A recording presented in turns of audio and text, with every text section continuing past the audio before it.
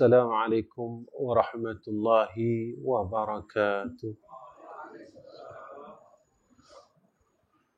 Alhamdulillahi rabbil alamin wal 'aqibatu lil muttaqin wal hadi ila siratim mustaqim.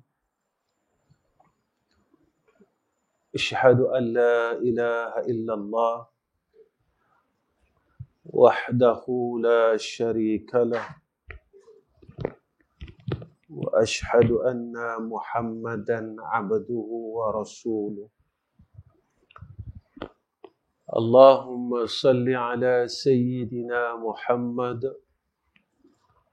wa ala alihi wa sahbihi wa sallim.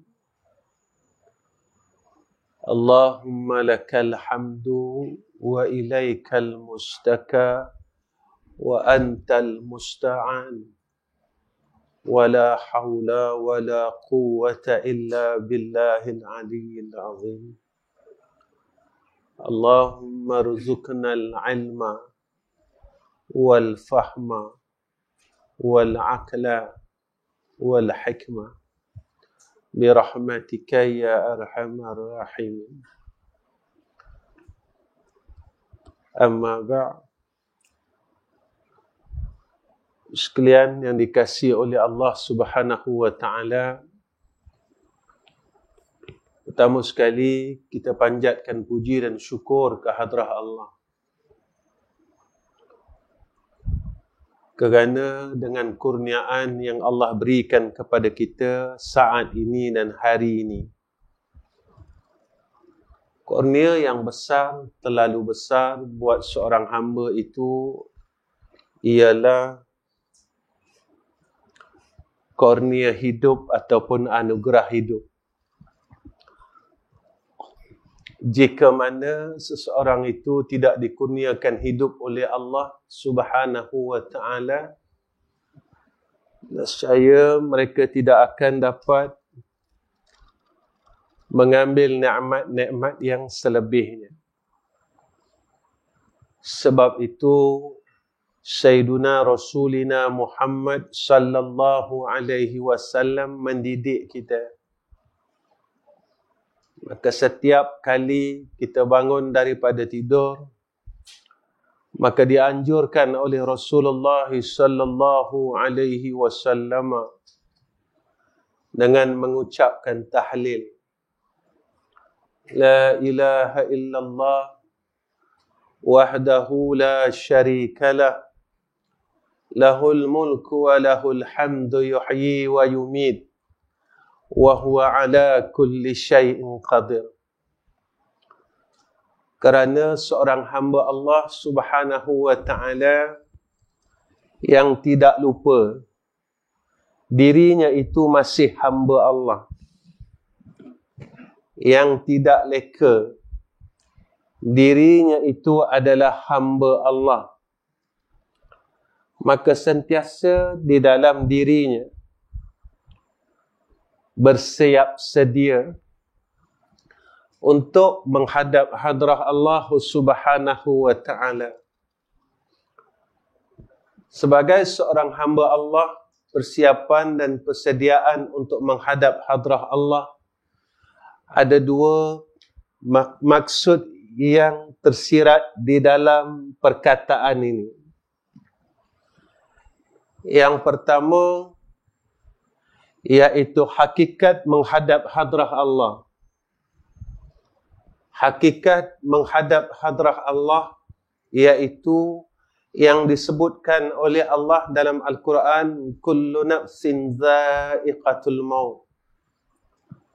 Inilah hakikat pertemuan menghadap hadrah Allah Subhanahu wa taala. Tetapi sebelum sampainya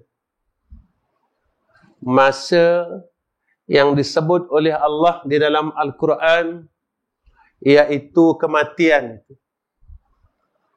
maka inilah tuntutan yang perlu kita laksanakan, yang kita nyatakan di dalam salat.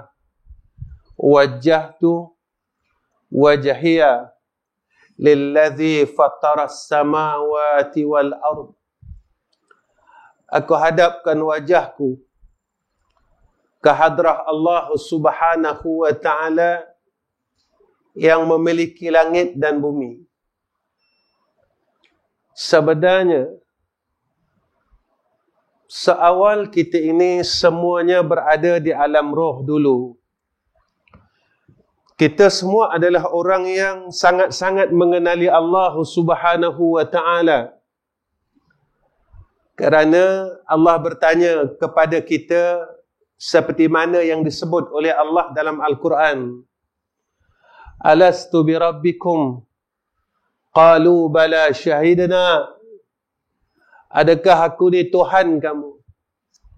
Lalu kita menjawab ke hadrah Allah Subhanahu wa ta'ala keseluruhan roh pada ketika itu. Kita menjawab di hadapan Allah, qalu bala syahidna.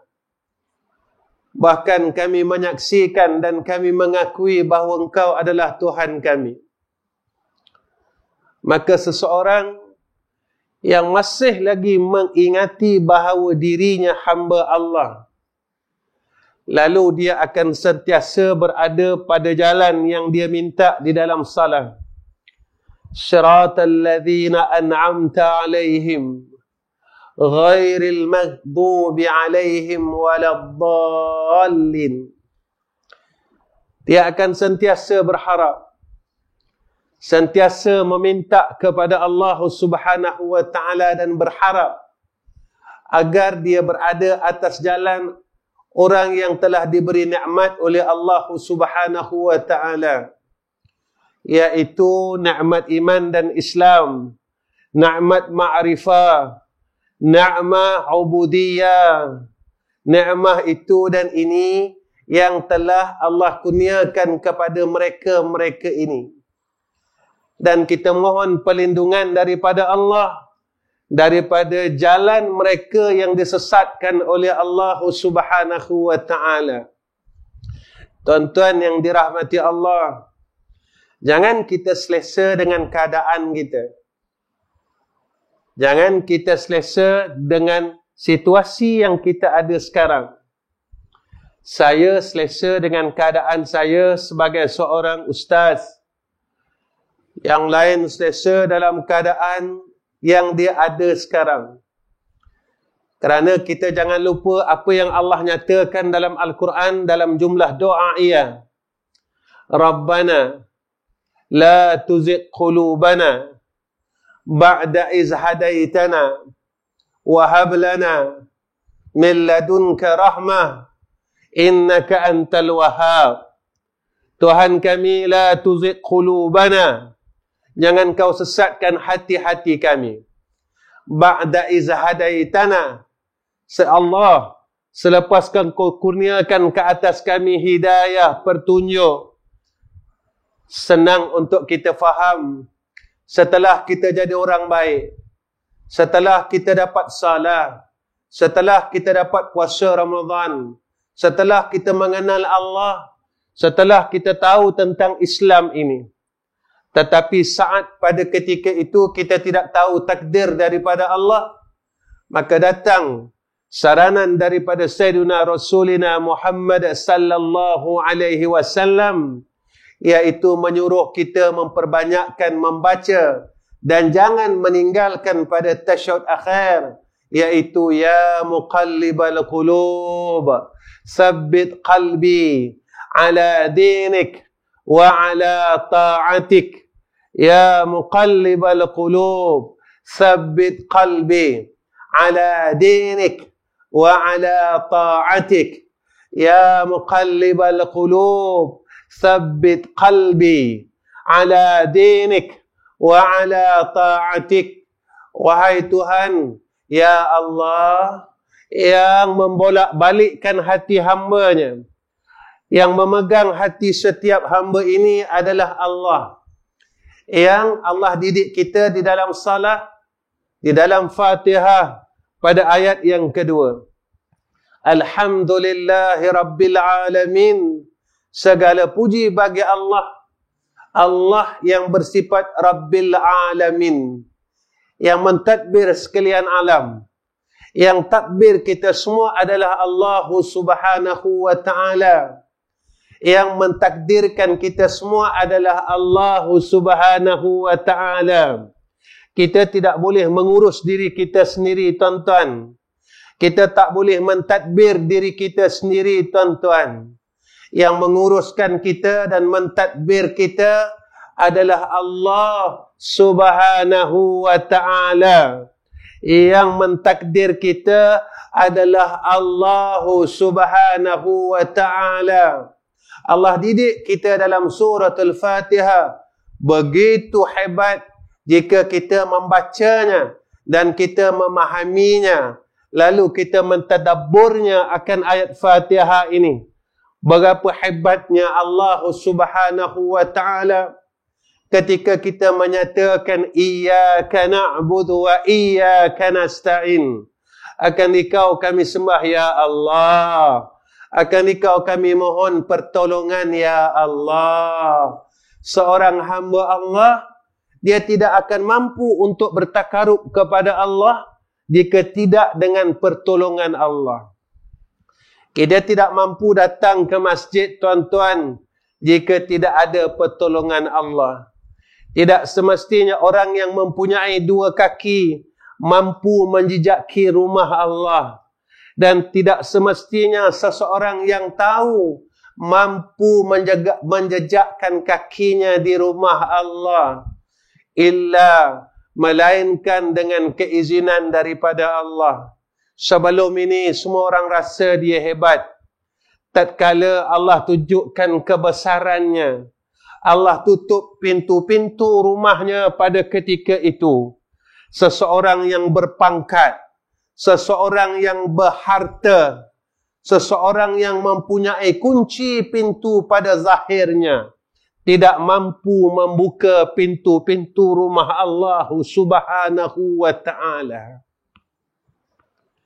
Kita rasa kita hebat. Kita rasa kita ada pangkat dan kuasa. Kita kata kita yang sebagai pentadbir. Tatkala Allah menutup akan pintu-pintu rumahnya, tidak ada satu makhluknya yang mampu membuka pintu-pintu rumah Allah Subhanahu wa ta'ala. Pada ketika itu Allah mengingatkan kepada kita bahawasanya kita ni lemah, tuan-tuan. Kita ini hamba yang sangat lemah, yang sentiasa mengharap pertolongan demi pertolongan Allah. Sebab itu, kalimat yang kita baca, tetapi kita tidak mahu beramal akannya. La hawla wa la quwwata illa billahil aliyyil azim. Kita tahu kalimat ini dan kita amalkan akan zikir hawqalah ini. La hawla wa la quwwata illa billahil aliyyil azim. Ya Allah, aku tidak ada daya dan upaya ya Allah dalam melaksanakan ketaatan dan kebaikan. Ya Allah, aku tidak ada daya dan upaya melakukan dan meninggalkan akan perkara kejahatan dan kemaksiatan, melainkan dengan kekuatan yang kau berikan kepadaku ya Allah, melainkan pertolongan yang kau anugerahkan kepadaku ya Allah. Walaupun kita membacanya ribuan kali, tetapi kita tidak boleh berpegang menjadi satu akidah. Zikir hanya zikir, tetapi dia tidak menjadikan zikir itu sebagai pegangan kita. Kita rasa kita ada kaki, kita boleh buat ibadah. Kita rasa kita sihat, kita mampu berbuat ibadah. Kita rasa kita ada dua tangan, kita mampu untuk berbuat ibadah. Tuan-tuan, kita boleh kita ada dua tangan dan mampu untuk mengangkat barang, mampu mengangkat air, mampu mengangkat beras, tuan-tuan. Tetapi kita tidak mampu mengangkat dua tangan kita pada 2/3 malam untuk sujud dengan Allah. Kita rasa kita orang hebat. Aku boleh angkat beras 10 kilo, 20 kilo. Aku mampu angkat simen 50 kilo. Tetapi tatkala Allah menyeru kepada kita di dalam Al-Quran, fatahajjad bihi nafilatan lak asa an yab'athaka rabbuka maqaman mahmuda. Bangunlah kata Allah, bangunlah kata Allah pada 2/3 malam untuk sujud kepada Allah Subhanahu wa ta'ala. Kita yang pada siang hari, tangan kita ini cukup gagah tuan-tuan, cukup hebat. Tetapi ketika Allah menyeru kita pada 2/3 malam, kita tak mampu langsung mengangkat dua tangan kita ini tuan-tuan untuk membesarkan Allah. Iaitu kita angkat dua tangan kita dengan awalnya bikalimati takbir, Allahu Akbar. Kita tak mampu tuan-tuan, tetapi kita rasa kita hebat dan kita kuat. Kita tidak mengaku hakikatnya yang kita tidak mampu. Sebab itu Allah didik kita, wa iyyaka nasta'in. Akan dikau ya Allah kami minta tolong. Ya Allah, tolonglah kami. Tunjukkan pada kami. Iyyaka na'budu wa iyyaka nasta'in. Dan seorang hamba Allah dia sedar tuan-tuan. Ihdinas siratal mustaqim. Ihdinas siratal mustaqim. Ya Allah, tunjukkan kami pada jalan Kau yang lurus ya Allah. Ya Allah, kami ada kaki, tapi Kau tunjukkan kami ya Allah agar kaki kami dapat buat baik. Ya Allah, kami ada tangan, tolonglah tunjukkan macam mana tangan kami untuk buat baik.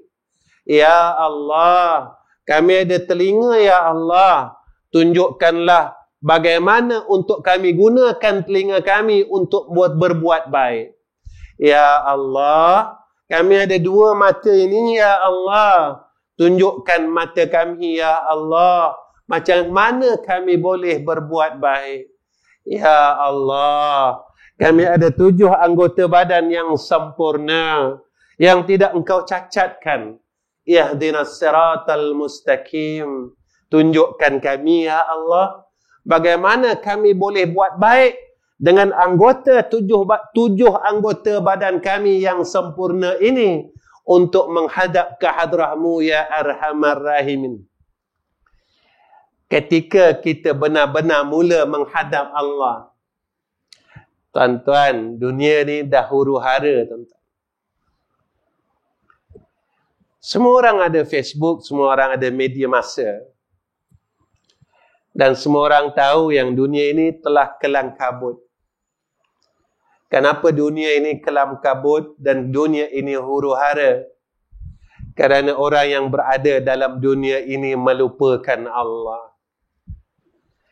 Ketika orang yang berada di dalam dunia ini melupakan Allah, ketika itu seseorang itu akan keluh kesah dan gelisah serta huru-hara kehidupannya. Ketika seorang yang huru-hara kehidupannya mentadbir akan dunia ini, maka dunia ini juga akan menjadi huru-hara. Kerana ditadbir oleh hamba-hamba dan manusia yang huru-hara pada ketika itu. Tuan-tuan, Allah Subhanahu wa ta'ala ini sebenarnya sayang kita dan sangat-sangat menyayangi hambanya. Ini apa yang Allah jelaskan kepada kita pada ayat yang pertama dalam suratul Fatihah. Bismillahirrahmanirrahim. Dengan nama Allah yang Maha Pengasih lagi Maha Menyayangi. Kasihnya Allah kepada kita, lalu Allah berikan kepada kita setiap keperluan kita. Kita perlu apa tuan-tuan? Kita perlu makan, Allah beri kepada kita. Kita perlu rumah, Allah beri kepada kita. Kemarin kita dikurniakan oleh Allah balak dan wabak, lalu kita ramai-ramai mengangkat tangan, Allah angkat wabak ini sedikit demi sedikit, Allah beri kepada kita. Ketika kita minta untuk bebas dan keluar daripada rumah, Allah beri kepada kita. Tetapi kita kena tanya, apa yang telah kita berikan kepada Allah?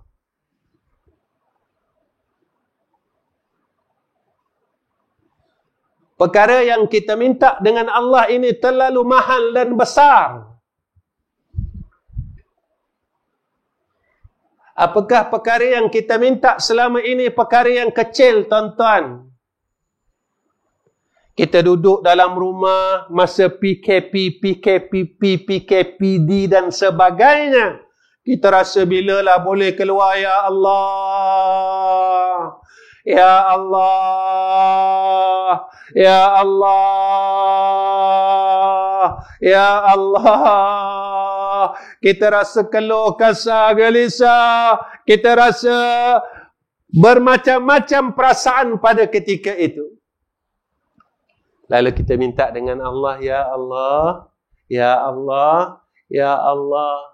Lalu Allah berikan kita kebebasan dan kita boleh pergi ke mana yang kita suka pada ketika ini. Tetapi apa balasan kita kepada Allah? Ustaz, saya semayang Ustaz, semayang tak tinggal. Memang kita semayang tak tinggal. Tapi kita masih bergaduh. Orang yang sujud ini yang bergaduh. Orang yang sujud inilah orang yang hasad. Orang yang sujud inilah orang yang memutuskan silaturrahmi. Orang yang sujud inilah orang yang ada perasaan angkuh dengan Allah. Aku ada harta, aku ada ini dan aku ada itu. Tatkala Allah kurung kita di rumah-rumah kita itu, apa guna harta kita pada ketika itu? Tatkala Allah kurung kita pada ketika itu, apa guna pangkat kita pada ketika itu? Ketika Allah kurung kita, tatkala itu apa perlunya kebesaran kita pada ketika itu? Semua orang mengeluh dan terus mengeluh. Ketika Allah makbulkan akan permintaan kita, apakah bertambah salat sunat kita, tuan-tuan? Ataupun selepas sembahyang fardu maghrib kita tetap seperti dulu, rehat, duduk, tak mau lagi sujud dengan Allah? Kita mulakan jadual dan rutin yang sama seperti mana sebelum Allah turunkan bala. Kita tetap mengeluh dengan perkara yang sama. Susah cari rezeki. Susah cari duit. Susah nak hidup. Susah, susah, susah, susah, susah. Dan terus kita mengeluh dengan Allah Subhanahu wa ta'ala. Tuan-tuan, pernah kita tanya, susah tak aku besok dalam alam barzah?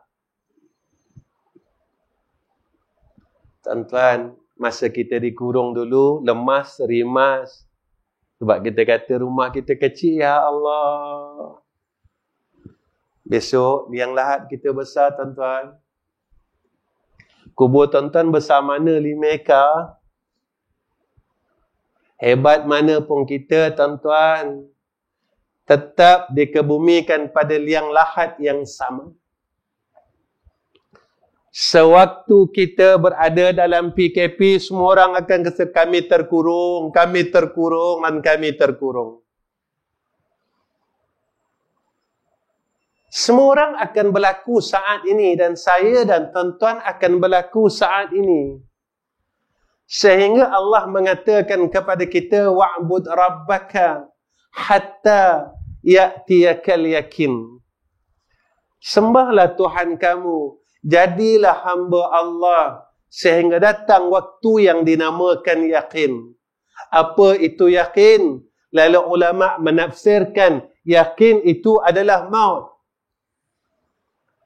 Setelah Allah tunjukkan kepada kita kebesarannya, apa yang telah berubah di dalam kehidupan kita. Tuan-tuan, banyak mana zikir kita, tuan-tuan. Banyak mana kita dah sebut Allah. Banyak mana kita dah himpun tahlil la ilaha illallah. Banyak mana kita dah berselawat kepada Sayyidina Rasulina Muhammad sallallahu alaihi wasallam. Banyak mana kita telah himpunkan tasbih demi tasbih. Banyak mana kita telah membaca tahmid. Tuan-tuan, orang tak risau tentang perkara yang dia nak bawa bertemu dengan Allah. Tetapi orang cuma risau perkara yang dia nak tinggal selepas ia menghadap Allah. Yang kita risau selama ini adalah perkara yang kita nak tinggal semasa kita menghadap Allah. Apa yang kita risaukan? Duit aku mana? Duit aku banyak mana yang tinggal? Rumah aku macam mana? Besok kalau aku mati, tanah aku yang kat sini, kat sana macam mana? Harta aku macam mana? Pernah tak kita fikir, rumah aku kat sana macam mana ya Allah? Ya Allah, besok kalau aku menghadap Engkau, sampai masa aku menghadap Engkau, ya Allah, rumah aku kat sana macam mana ya Allah? Pernah tak kita bertanya dengan Allah dan berminta, bermohon dengan Allah di dalam doa kita? Ya Allah, besok saat aku sampai masanya bertemu dengan hadrah-Mu, ya Allah, macam mana rumah aku besok di alamul barzah, ya Allah. Ya Allah, jika kecil Engkau besarkanlah, ya Allah. Kita tak minta pun dengan Allah. Ada orang seumur hidupnya tidak pernah minta dengan Allah punya angkuhnya. Angkuhnya. Dia rasa dengan dia salat 5 waktu, kuburnya boleh luas. Dengan dia baca Quran setiap hari, kuburnya boleh luas. Benar. Jika mana Qurannya diterima pakai oleh Allah dan salatnya diterima pakai oleh Allah. Sekali lagi saya bertanya dengan jamaah masjid ini. Siapa yang berani mengatakan daripada 1 Januari 2021 dia tak pernah dengar keburukan orang dan dia tak pernah cakap keburukan orang? Tolong angkat tangan dan saya akan cium tangannya. Dan jika patut saya cium kakinya, saya akan cium kakinya, tuan-tuan. Ustaz, daripada tahun lepas saya tak pernah dengar buruk orang, Ustaz. Memang saya jaga telinga saya, Ustaz. Ustaz, daripada tahun lepas saya tak pernah cakap buruk orang, Ustaz. Saya tak pernah kata orang langsung, Ustaz. Siapa pun dia, Ustaz. Saya akan cium tangan dia, tuan-tuan. Kita selalu dengar hadis ini. Orang yang mendengar dan berkata akan keburukan orang lain, seluruh amal salehnya daripada akil balignya dihapuskan oleh Allah.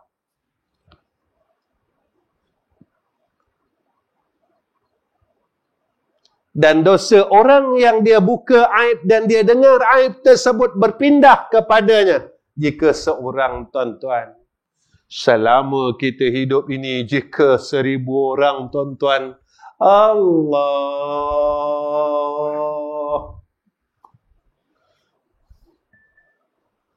Jika 2000 orang yang telah kita buka aibnya dan kita dengar keburukannya, Allah. Bagaimana kita nak menghadap ke hadrah Allah dalam keadaan kita memikul beban-beban dosa orang lain? Dan amalan kita dikutip Allah, dikutip dan terus dikutip oleh orang yang telah kita buka aibnya dan orang yang telah kita dengar akan aibnya. Kita nak cakap kita ni bagus macam mana, tuan-tuan? Memang kita salah. Tapi kita tak berhenti umpat orang. Kita tak berhenti kata orang bagaimana salat kita. Bagaimana yang boleh kita angkuh dengan Allah. Yang aku ni orang hebat. Yang aku ni ahli syurga Allah. Yang aku ni orang saleh. Yang aku ni ahli zikir. Walhal perkara-perkara yang membinasakan amal saleh kita terus kita laksanakan dan terus kita buat dan terus buat sehingga kita merasakan kita orang saleh. Sebab itu tuan-tuan, apa kata Rasulullah sallallahu alaihi wasallam dan apa kata sahabat? Sayyidina Abu Bakar berkata, "Man dakhala al-qabra bila zadin faka'annama riqab al-bahra bila safina." Barang siapa yang masuk kubur tanpa membawa bekalan, ibarat orang yang mengharungi laut tanpa perahu. Orang yang nak menghadap Allah tidak ada bekalan seumpama orang yang berada di tengah laut tanpa safina. Binasa, tuan-tuan. Bekalan ini, tuan-tuan, bukan saja amal yang baik. Kita dengar dulu, selalu dalam kuliah, dalam khutbah, sebaik-baik bekalan adalah taqwa. Takut ni apa? Takut ni apa, tuan-tuan? Takut pada ilmu tauhid. Mereka takut mereka mensyirikkan Allah Subhanahu wa ta'ala. Mereka cukup takut, ya Allah, jika mana aku ini terkeluar daripada golongan ahlul muwahidin. Aku terkeluar daripada orang yang mentauhidkan kau, ya Allah. Kerana perkara pertama yang akan ditanya setelah aku menghadap hadrahmu, ya Allah, adalah perkara tauhid. Man Rabbuka? Siapa Tuhan kamu? Masa dalam dunia Tuhan kita siapa? Tuhan saya Allah, Ustaz. Saya tanya tuan-tuan, Allah hilang dalam hidup kita, dengan duit hilang dalam hidup kita, mana kita takut? Tuan-tuan jawab dalam hati dan Allah tahu apa jawapan tuan-tuan dan tidak ada seorang pun yang boleh menipu Allah. Allah dah lama hilang dalam hati kita. Hari ini berapa kali kita ingat Allah?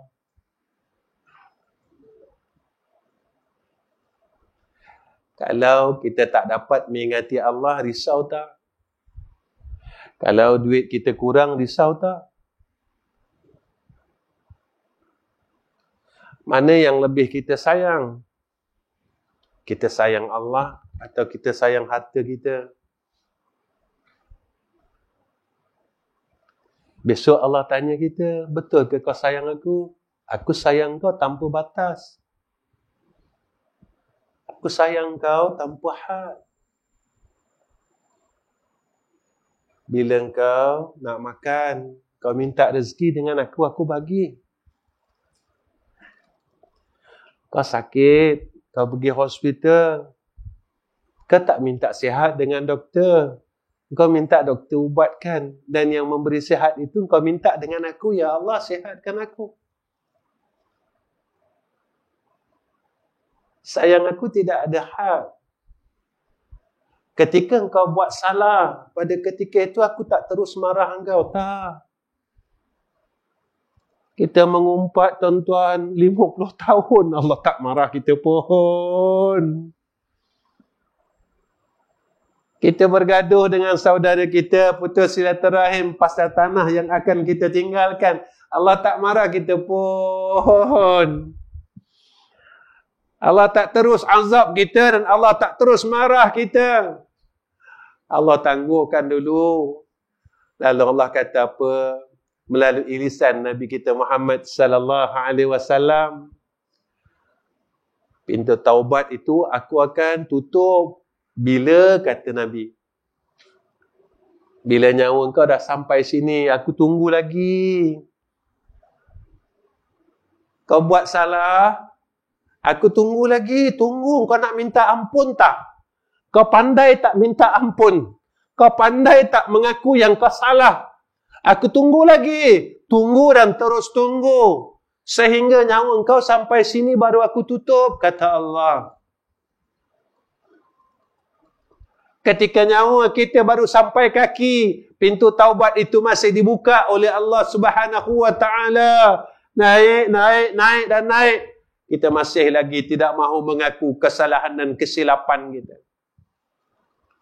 Tuan-tuan, Allah tanya kita 4 perkara, cukup kita tewas, tuan-tuan. Masa muda kau, apa kau buat? Kita tahu di mana kehidupan kita. Aku dah buat apa zaman muda aku? Umur yang aku bagi, apa kau buat? Harta yang aku bagi, apa kau buat? Sihat yang aku bagi, apa kau buat? Soalan ini saja kita tewas dengan Allah Subhanahu wa taala. Ya Allah, aku tak mampu nak cakap apa-apa dengan kau, ya Arhamar Rahimin, kerana seluruh catatan amalku kau simpan, ya Allah. فَمَنْ يَعْمَلْ مِثْقَالَ ذَرَّةٍ خَيْرًا يَرَهُ وَمَنْ يَعْمَلْ مِثْقَالَ ذَرَّةٍ شَرًّا يَرَهُ. Maka apa kata Nabi sallallahu alaihi wasallam? Mal mayyitu fil qabrihi illa kal gharikil mughawwith. Mayat di dalam kubur itu, kata Nabi sallallahu alaihi wasallam, tidak lain seperti orang yang tenggelam yang meminta pertolongan. Ketika kita menghadap hadrah Allah, supaya besok kita tak gaduh nak minta tolong dengan orang. Apa kata ulama? Tuan-tuan, saya bawa sedikit tentang perjalanan kita nak menghadap Allah, kisah Isra' dan Mi'raj. Walaupun tak sampai lagi bulan ini, selalu adatnya sampai bulan tu baru orang cerita. Malam ni saya buka sikit. Perjalanan Isra' dan Mi'raj adalah perjalanan seorang hamba menghadap Allah. Subhanallazi asra bi'abdihi laylan minal masjidil harami ilal masjidil aqsa. Maha suci Allah. Tidak ada sifat kekurangan langsung pada Allah. Allah yang tidak memiliki sifat kurang. Kalau kita belajar sifat 20, pada sifat 20 terbahagi 4. Nafsiyah, salbiyah, ma'ani, ma'nawiyah. Maka sifat yang menafikan perkara yang tidak layak pada Allah duduk kepada sifat salbiyah. Ketika kita berpegang Maha suci Allah daripada segala perkara yang tidak layak pada Allah, itulah Allah. Dialah yang mentadbir kita, asra bi'abdihi, yang menjalankan hambanya. Perjalanan kita, tuan-tuan, adalah perjalanan kita ke hadrah Allah. Tak ada siapa satu seorang yang boleh menafikan perkara ini. Lepas ni kita ke mana, tuan-tuan? Siapa yang boleh nafikan? Lepas ni kita akan pergi kubur, tuan-tuan. Siapa boleh nafikan? Lepas pergi kubur, kita akan pergi padang mahsyar, tuan-tuan. Kita balik, lepas isyak ni, tuan-tuan balik dan saya balik. Kita duduk sekejap sebelum tidur. Ya Allah, lepas ni aku nak pergi kubur. Macam mana keadaan aku besok, ya Allah, dalam kubur? Masa dalam dunia, rumah aku besar, ya Allah. Rumah aku sejuk, ada aircon, ya Allah. Kereta aku besar, ya Allah. Rumah aku tak sunyi, ya Allah. Besok, masa aku nak pergi sana besok, macam mana aku, ya Allah? Rumah aku besar ke kecil? Rumah aku panas ke sejuk, ya Allah? Rumah aku gelap ke terang, ya Allah? Dan pasti orang akan menempuhnya. Dan setiap daripada kita, semua orang akan menuju ke arah itu. Tidak boleh tidak. Yakin tidak yakin, pasti ke sana. Mau tidak mau, pasti ke sana. Lepas kita duduk kubur, kita tak tahu berapa tahun, tuan-tuan. Sebelum Allah kiamatkan bumi ni. Kita akan duduk dalam tanah selama-lama. Sehinggalah iza zulzilatil ardu zilzalaha. Ketika itu kita akan dibangunkan. Pernah tak saya dan tuan-tuan fikir, ya Allah, besok masa bangun dari kubur, aku ni ada baju ke, ya Allah?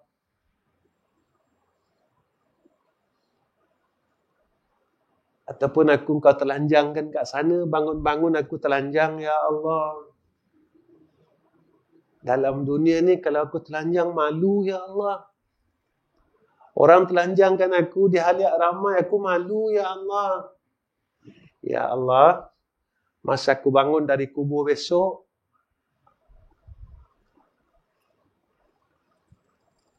aku ni ada baju ke tak, ya Allah? Ya Allah, macam mana keadaan aku di sana? Lalu kita akan sentiasa mengharap kepada Allah. Diri kita seorang hamba bi'abdihi dengan harapan yang terlalu tinggi. Dengan perkara-perkara yang baik. Lalu kita akan sentiasa bermunajah kepada Allah Subhanahu wa ta'ala. Ya Allah, besok kat padang mahsyar, kau akan timbang amalan aku, ya Allah. Ada ke lagi, ya Allah, amalan aku? Sebab aku tak berhenti kata orang lagi ni, ya Allah. Dalam satu masjid pun aku masih gaduh lagi, ya Allah. Ya Allah, masa dekat mizan besok, aku ni macam mana? Ada ke lagi, ya Allah? Kenapa kita kena berfikir demikian? Supaya kita berharap ketika kita merasakan perkara tersebut, kita berharap kepada Allah. Ya Allah, jika besok amalan jahat aku lebih berat daripada amalan yang saleh yang aku ada, tolonglah ya Allah. Daripada dalam dunia ini kita telah dahulu meminta kepada Allah. Kita telah bermunajah kepada Allah. Bukan masa ketika berada di sana, tuan-tuan. Ini hamba Allah. Tapi orang yang jadi hamba dunia, dia akan minta dunia dengan Allah sampai dia mati. Orang yang dah bertuhankan harta dan bertuhankan dunia, dia akan minta dunia dengan Allah sampai mati. Tak cukup-cukup dan tidak akan cukup.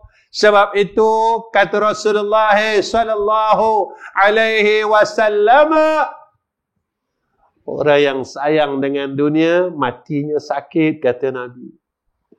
Banyak mana sakitnya mati diukur dengan banyak mana kasihnya dengan keduniaan. Banyak mana kita sayang dunia itu. Banyak itulah sakitnya ketika roh itu dicabut oleh malaikatul maut. Sebab apa? Ketika kita mandikan mayat, orang kata gosok pelan-pelan. Ketika kita mula gosok kuat-kuat, mayat ini berkata, tetapi kita tak dengar. Mayat cakap apa tuan-tuan? Wahai Fulan bin Fulan, janganlah gosok badan aku kuat-kuat. Sebab rasa kesakitan, roh yang dicabut daripada tubuhku, aku masih merasakan sakitnya seluruh tubuhku ini. Roh yang dicabut daripada jasad rupanya sakit, tuan-tuan. Sakitnya itu dirasakan pada seluruh tubuh si mati. Lalu ketika kita gosok jasad si mati ini dalam keadaan yang keras sedikit, mayat ini berkata, si mati ini berkata, tetapi tidak didengar oleh manusia, didengar oleh makhluk lain. Janganlah gosok aku kuat-kuat. Aku baru je rasa sakit macam mana dicabut roh ini. Janganlah gosok kuat-kuat. Janganlah tuang air panas kat badan aku. Aku rasa panasnya lagi, sakitnya lagi, roh ini keluar daripada jasad. Janganlah terlalu sejuk, kata mayat. Aku masih lagi rasa kesakitan mati itu.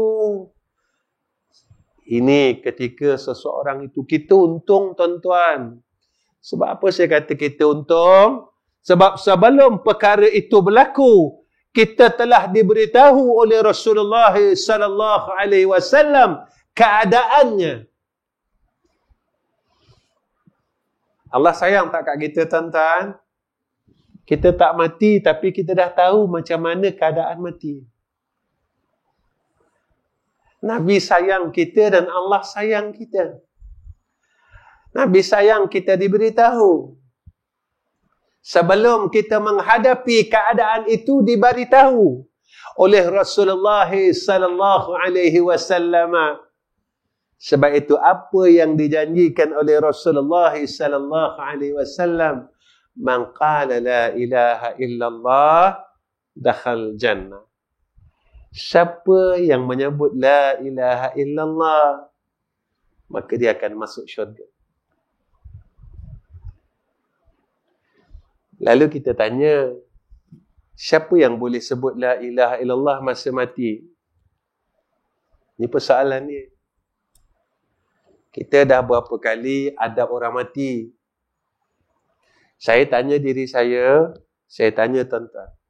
Berapa kali tuan-tuan dengar, di telinga tuan-tuan jelas, waktu orang sakaratul maut, sekurang-kurangnya dia sebut Allah, Allah, Allah, dia mati. Ataupun yang biasa kita dengar, dia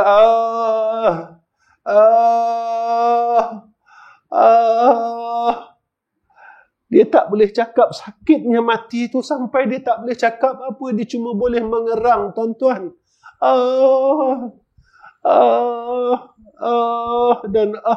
Dan terus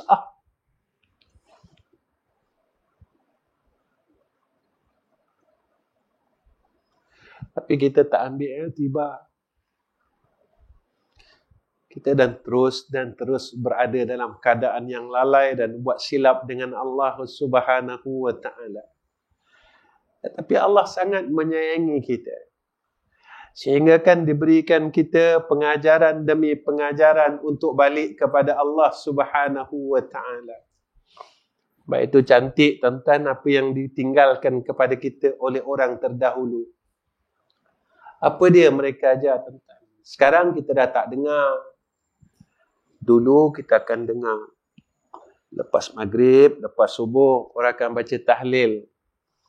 Ya Latifu Ya Kafi Ya Hafizu Ya Syafi. Ya Latif, Ya Kafi. Apa lagi tuan-tuan? Allah ya Latif, ya Kafi, ya Hafizu, ya Syafi. Kita ulang 3 kali kan?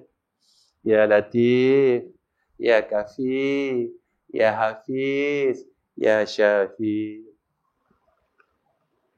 Ulama dulu ajar kita, wahai yang bersifat dengan ya Latif, yang maha lemah lembut,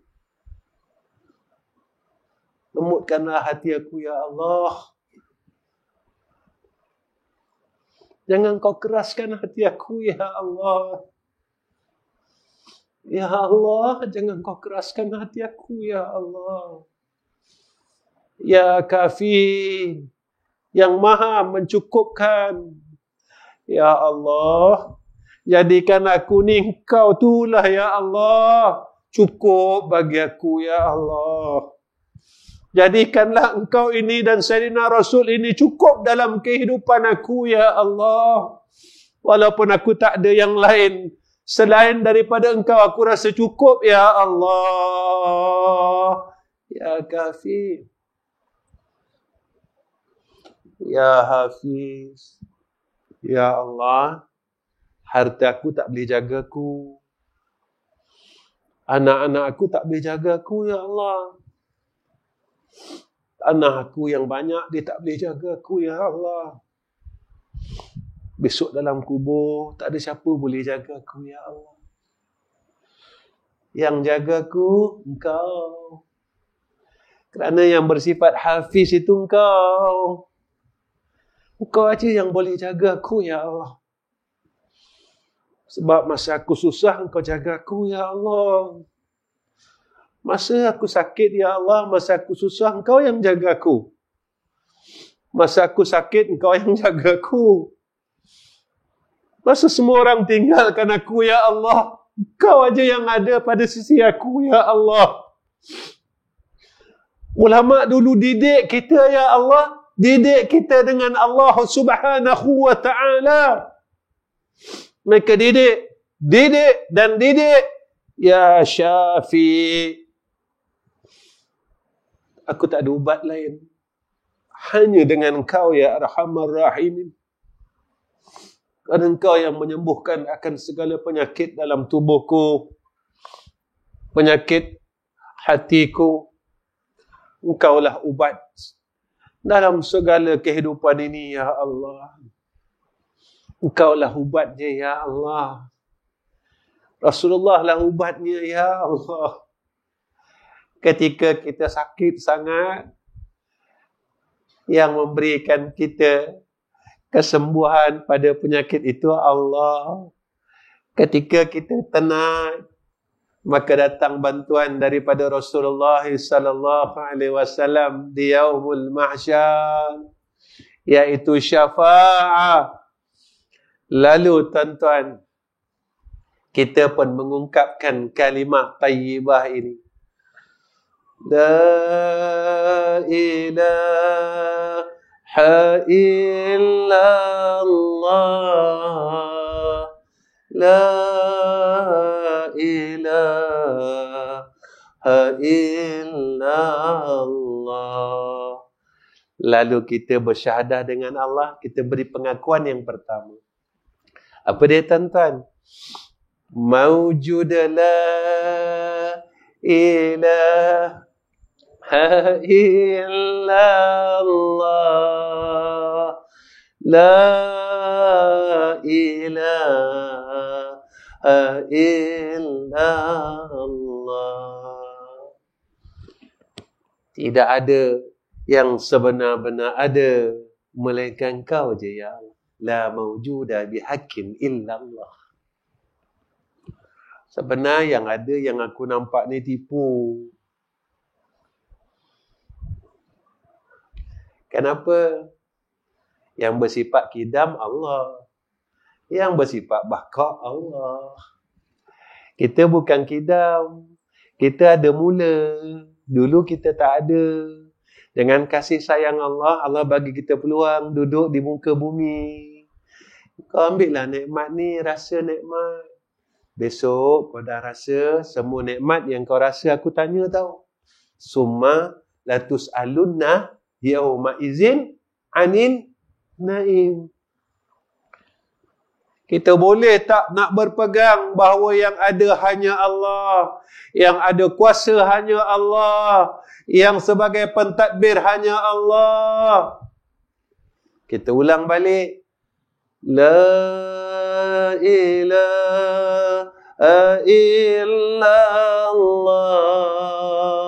la ilaha illallah.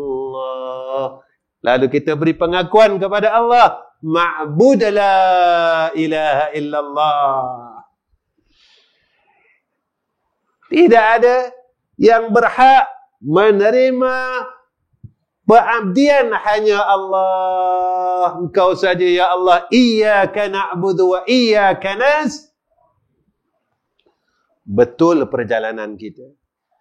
Lalu kita berkata lagi kepada Allah, La ilaha illallah, La ilaha illallah. Kita jawab, maksud la ilaha illallah. Ya Allah, yang ini yang aku cakap dalam semayang. Mana dia? Inna salati wa nusuki wa mahyaya wa mamati lillahi rabbil alamin. Ini kita cakap dengan Allah kan? Sesungguhnya semayangku, ibadatku, hidupku ya Allah, matiku ya Allah, semua bagi Engkau. Tapi ketika kita mula buat amal, kita mula dah terpesong sebab dunia, sebab itu, sebab ini, sebab orang nak puji, sebab rezeki, sebab ini, macam-macam kita dah tipu Allah. Rupanya tak benar maksud kita. Setelah kita akui dan kita mengatakan kau saja segala tempat untuk meletakkan segala ubudiyah hanya pada engkau. Lillahi ta'ala. Lalu kita kata apa? Azim la ilaha illallah. Engkau lah yang maha agung ya Allah. Sebab semua tempat, semua perkara Engkau yang punya. Yang ada Engkau, yang berhak diletakkan ubudiyah Engkau. Segala maksud Engkau, agungnya Engkau ya Allah. Maka tiap-tiap orang yang mengagungkan Allah akan diagungkan oleh Allah. Tapi seseorang yang menghinakan akan Allah, lalu akan menerima penghinaan Allah. Jadi tuan-tuan yang saya kasihi, saya rasa cukup setakat ni ya, pertemuan saya dengan tuan-tuan. Sekali lagi saya ulangkan akan perkara yang telah saya berikan kepada masjid di Kulim semalam. Ulama dia cakap dengan kita macam ni, matikanlah diri sebelum kamu dimatikan. Belajar-belajar mati. Macam mana nak belajar mati? Kalau nafas tak ada, mati. Jadi biar kita mati dalam ingat Allah. Guru saya ajar saya macam tu. Macam mana nak belajar? Bila selalu buat, kita akan ingat yang kita ini akan satu hari dimatikan oleh Allah. Guru kami cakap macam mana? Belajar tahan nafas. Sebab bila orang mati tak ada nafas. Tahan nafas. Mula-mula sedut nafas. Sedut nafas ini. Itu tuan-tuan tahan sekejap. Masa tuan-tuan tahan, tuan-tuan sebut nama Allah semampu mungkin. Ya Allah, Ya Allah, Ya Allah, Ya Allah. Tuan-tuan dah tak tahan nafas, tembus. Itu kalau orang mati dia cakap apa? Fulan bin Fulan telah menghembuskan nafas terakhir. Adik kita belajar nak hembus nafas yang terakhir dengan mengingati Allah. Belajar. Orang dulu buat macam tu sebab dia nak belajar. Dia nak belajar. Aku dah belajar dari sekarang macam mana besok aku nak mati. Sebab aku berharap ketika nyawa aku mula berhenti, nafas aku mula berhenti, aku boleh teringat, Ya Allah, Ya Allah, Ya Allah. Lalu itulah nafas aku yang terakhir yang akan aku hembuskan. Ketika akhir hidup kita dalam kita mengingati Allah, pada ketika itu kita adalah hamba yang diterima oleh Allah seperti mana Allah sebut dalam Quran, Ya ayyatuhan nafsul mutmainnah irji'i ila rabbiki radiyatan mardiyah fadkhuli fi ibadi wadkhuli jannati. Wallahu a'lam. Saya rasa cukup setakat ini. Sebelum saya berhenti, saya minta tolong tuan-tuan tolong doakan kami dan doakan saya. Kenapa nak perlu doa? Saya minta tuan-tuan doakan saya dapat kekuatan untuk jadi hamba Allah yang baik dan ikhlas billah. Sebab selagi kita bernafas, kita sentiasa diuji oleh Allah Subhanahu wa taala. Kenapa Ustaz cakap macam ni? Sebab kita nak menghadap hadrah Allah susah, lagi-lagi pada zaman ini. Jadi tuan-tuan tolong doakan saya. Kenapa? Saya pun sedang belajar dan terus belajar. Contohnya, setiap kali saya menerima undangan masjid dan surau, saya tidak menerima apa-apa sumbangan sagu hati daripada pihak masjid. Jadi pihak Masjid Sungai Bakap ini tolong ambil perhatian. Dan tidak ada nanti tuan-tuan, Ustaz, ni sagu hati dari masjid, saya minta maaf sebelum tuan-tuan kecil hati. Saya cakap dulu dan saya tak terima dan saya tak mengambilnya. Sebab saya mengajar dah puluhan tahun tuan-tuan. 30 tahun dah saya mengajar di masjid-masjid ini. Dah belasan tahun saya menerima sagu hati dan sampul-sampul daripada masjid. Pada ketika itu saya mempersoalkan diri saya. Satu masa pihak masjid terlupa nak bagi saya sampul. Lalu ketika saya balik, saya rasa masjid tak bagi ke saya envelope. Saya rasa. Dan beberapa masa yang terdekat daripada sekarang, saya bertanya dengan diri saya, Ya Allah, rupanya apa yang aku buat selama ini sia-sia, Ya Allah. Sia-sianya, Ya Allah. Aku rasa aku dah buat benda baik dah. Aku dah buat benda baik. Aku mengajar di masjid-masjid. Ada masjid yang habis kitab, beberapa kitab yang dikhatamkan, tuan-tuan. Tapi saya rupanya bodoh, tuan-tuan. Saya bodoh dan saya terus bodoh dan saya terus disesatkan dengan perkara ini. Ketika saya mula sedar, tuan-tuan, tatkala saya merasakan kenapa masjid tak bagi envelope malam ni. Rupanya baru saya tahu, selama ini saya bukan buat kerana Allah Subhanahu wa taala, tetapi saya buat kerana beberapa keping-keping duit yang untuk saya ambil. Pada ketika itu, tuan-tuan, saya terduduk, tuan-tuan. Saya duduk dan saya terus terduduk. Saya cakap dengan Allah, Ya Allah, terima kasih sebab Engkau ingatkan aku. Ingatkan dan terus ingat sebelum aku hembuskan nafas aku yang terakhir. Terima kasih, Ya Allah. Terima kasih, Ya Allah. Dan sejak itu, tuan-tuan, saya tak menerima apa-apa sumbangan sagu hati daripada masjid. Dan jika masjid bagi juga, saya tidak akan datang pada masa yang akan datang di masjid tersebut. Ya, ini janji saya. Tuan-tuan tolong doa. Saya bukan orang baik, tuan-tuan. Saya bukan orang baik. Baik itu kadang-kadang dalam kuliah, saya selalu jatuhkan air mata sebab saya silap. Saya mengajar 30 tahun, tuan-tuan. Kalau dalam tahun ini saya baru sedar, tuan-tuan, bermakna. Saya 29 tahun saya mengajar dalam kemurkaan Allah Subhanahu wa ta'ala. Ketika saya mula terdetik, kenapa masjid tak bagi? Kenapa masjid terlupa ke masjid?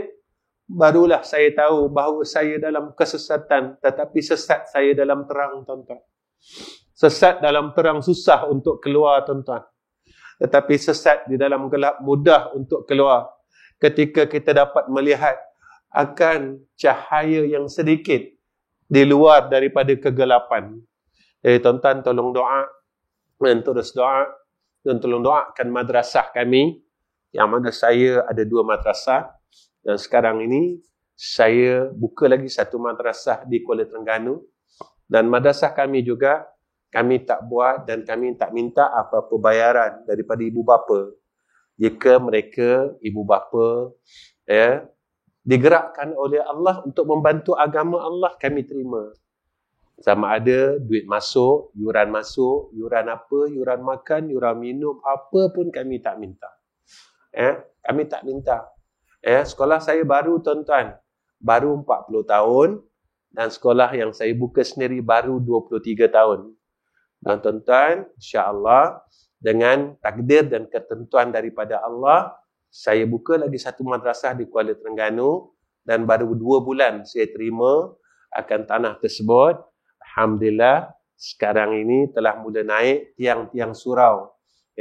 Dan tiang-tiang surau dah naik, tuan-tuan. Tuan-tuan tolong doa supaya Allah kurniakan bantuan demi bantuan. Dan saya juga tidak minta apa-apa sumbangan untuk ketiga-tiga madrasah saya. Kerana saya berpegang sesuatu takdir yang telah ditakdirkan oleh Allah, pasti Allah siapkan takdir itu. Macam mana saya boleh pegang macam tu? Kita lahirkan seorang anak, dia tak tahu pun nak minta makan. Dia tak tahu pun nak cari duit. Dia tak tahu pun nak cari pakaian. Tapi setelah Allah rezekikan dia hidup di muka bumi, lalu Allah siapkan. Maka inilah pesan guru saya. Jika engkau mula lalai, maka kembalilah menjadi seorang bayi, dia kata, yang sentiasa menyerahkan segala-galanya pada ibu dan bapanya. Dan dia, tuan-tuan, tolong doakan saya ya. Mudah-mudahan saya terus dan terus sehingga saya dapat mati menghembuskan nafas yang terakhir. Dan sehinggakan Allah terima perjalanan saya sebagai seorang hamba Allah. Wa akhirul kalam. Assalamualaikum warahmatullahi wabarakatuh. Bismillahirrahmanirrahim. Alhamdulillahi rabbil alamin. Wassalatu wassalamu ala asyrafil anbiya'i wal mursalin. Wa ala alihi wa sahbihi ajma'in. Ya Allah, Ya Rahman, Ya Rahim. Kami tadahkan 2 tangan kami, Ya Allah, pada malam ini, Ya Arhamar Rahimin. Kami mohon keberkatan darimu, Ya Allah. Berkatkanlah umur kami, Ya Allah. Berkatkan setiap amalan kami, Ya Allah. Berkatkan setiap rezeki yang kau telah berikan kepada kami, Ya Allah. Ya Allah, berkatkanlah isteri dan anak-anak kami, Ya Allah. Ya Allah, berkatkanlah seluruh keturunan kami, Ya Allah. Ya Allah, kami mohon ke hadrah-Mu, Ya Allah. Jika kami mula sesat, maka Engkau tolong pimpin kami semula, Ya Arhamar Rahimin. Jangan Engkau terus biarkan kami sesat dan terus sesat, Ya Allah. Ya Allah, jangan Engkau terus biarkan kami lalai dan terus lalai, Ya Allah. Ya Allah, kami mohon ke hadrah-Mu, Ya Arhamar Rahimin.